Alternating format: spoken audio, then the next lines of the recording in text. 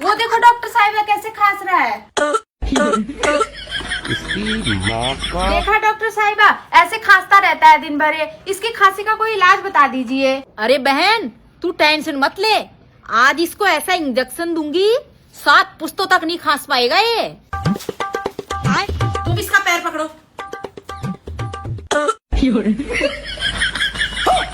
जब तुमको पता है इतनी खतरनाक खांसी हो रही है तो इसको बांध के रखना चाहिए था ना।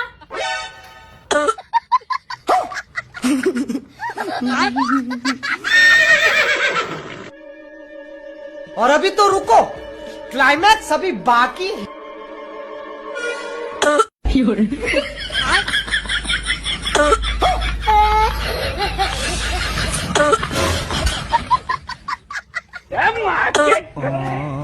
मेरी बहन का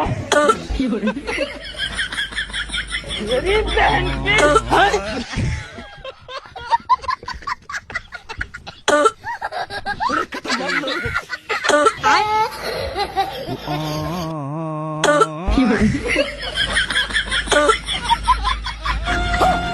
सारी बहाने